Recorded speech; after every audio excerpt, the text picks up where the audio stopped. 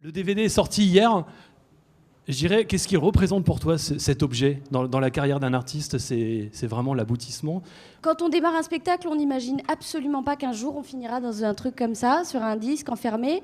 Ouais. Et puis surtout, quand on joue sur scène, on n'a pas vraiment envie de choisir la date qui sera arrêtée, parce que c'est difficile de se dire c'est cette représentation-là, et ce sera celle-là qui sera fixée sur le DVD. Alors Sophia, on va parler évidemment du spectacle. Une maîtresse d'école qui se suicide. À partir de là, il y a une cellule psychologique qui se met en place. Là, il y a 5 personnes qui viennent de partir. Là. Il y a 5 personnes Tu l'as vendu, là. On l'a bien vendu. Avec la directrice, la psychologue, les parents d'élèves, le gardien. Il y a une petite dizaine de personnages au total, 9 je crois. 9 personnages. Voilà. En fait, je joue 9 personnages en tout. C'est pas un spectacle de sketch, c'est une histoire. C'est une cellule de soutien psychologique qui a lieu dans une école maternelle au lendemain du suicide de la maîtresse des moyens.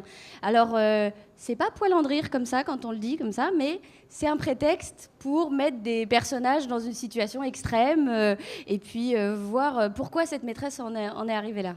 On met quelques minutes à rentrer dans le vif du sujet. Hein. Il faut le temps que le spectacle s'installe, et puis après c'est parti pendant...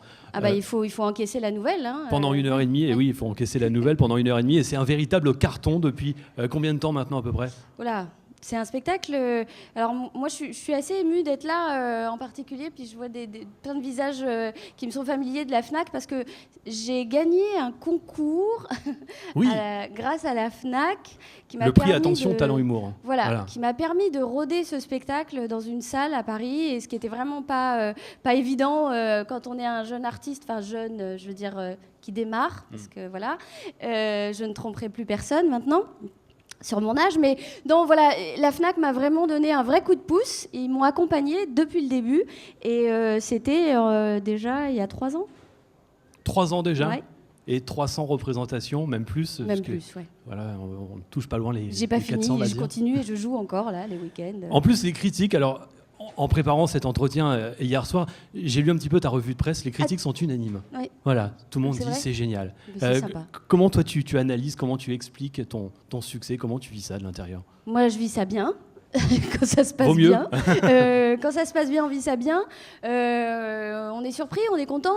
Après, je pense que les gens ont accepté l'histoire que je leur ai offerte. C'est-à-dire que moi, je raconte une histoire, et puis les gens sont rentrés dans mon histoire.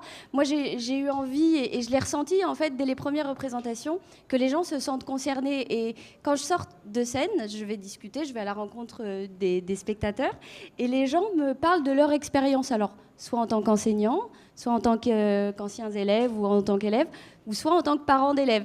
Et pour moi, c'est le plus beau des cadeaux. C'est-à-dire que si ce spectacle vous a donné envie de me parler de vous, c'est que ça a marché. Alors, tout démarre sur scène, Sophia, avec la directrice d'école. Alors, la directrice... Alors, je vous préviens, c'est pas le personnage le plus sympathique, mais alors, est-ce qu'il y a des enseignants dans la salle aujourd'hui? Oui. Il y en a? Vous êtes enseignant? Qui? Voilà, levez le doigt.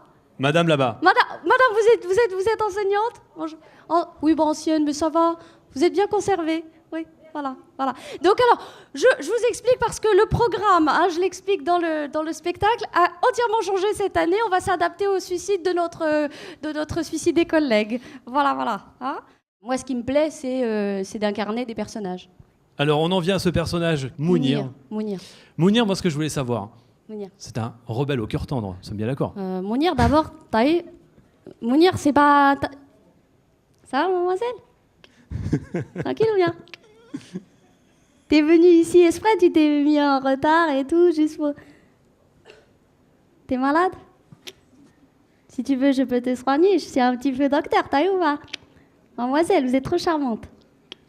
Votre sourire est une nourriture. Je l'ai jamais dit, ça, t'as vu? T'as vu comment je parle aux meufs ou pas? Apprends, toi, vas-y, apprends. Je prends des notes, je mémorise tout. T'as vu? Promis, je vais faire pareil. C'est moi qui te drague, c'est lui qui est tout rouge. T'as vu, lui aussi, il veut te pécho. Alors, là où tu excelles, utilisons le terme, Sophia. Vas-y. Non, franchement, sincèrement, j'étais à la 300e de ton spectacle, en regardant à nouveau le DVD dernièrement.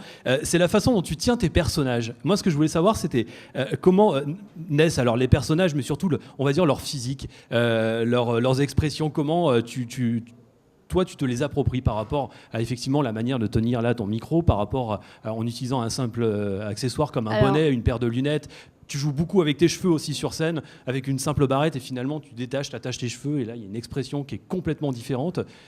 Comment tu as travaillé cette mise en scène ? Très simplement, c'est-à-dire que je me regarde pas déjà, et je joue les personnages. C'est-à-dire que si je suis une petite fille, enfin si je suis un petit garçon, si je suis Mounir, je me mets en position de Mounir. T'as vu, Mounir, il s'assoit comme ça. T'as vu, il est tranquille. Tu vois, tout de suite, t'as vu. Mais je me regarde pas, même pas. Je sais même pas quelle tête il a, Mounir. T'as vu, je m'en fous, parce que je suis Mounir. Et pareil, quand je suis la psychologue est québécoise, c'est que je lâche mes cheveux, puis j'ai décidé que la québécoise était bien glamour comme ça. Elle est très glamour, cette québécoise. Ouais. Tu vois, quand je suis québécoise, je suis québécoise, puis surtout, je suis sexy, puis j'en ai rien à faire, là. Si je veux, j'ai des gros seins sur scène, si je veux, j'ai des gros seins. Moi, j'y crois, puis les gens peuvent y croire. T'y crois pas pantoute, toi? OK, moi, en tout cas, dans ma tête, là, je suis grande, je peux être blonde dans ma tête, mais en tout cas, c'est comme ça que je suis, puis je joue les personnages, je me pose pas de questions sur leur aspect. Ils viennent naturellement, ça découle du jeu. Tu le disais tout à l'heure, Sophia, ça fait 3 ans à peu près maintenant que tu joues ce spectacle. Le DVD vient de sortir, il est sorti hier. Qu'est-ce que tu retiendras de cette aventure, du plomb dans la tête ? Quel souvenir tu en gardes ? Je vais essayer de me rappeler du plus grand nombre de choses parce que j'ai vécu des expériences folles. C'est-à-dire du début, quand je jouais dans un bar rue Dauphine où il y avait des supporters de rugby dans le fond de la salle qui buvaient de la bière. Et puis il y avait des spectateurs qui venaient pour voir mon spectacle. Je jouais sur une estrade qui faisait un tiers de celle-là.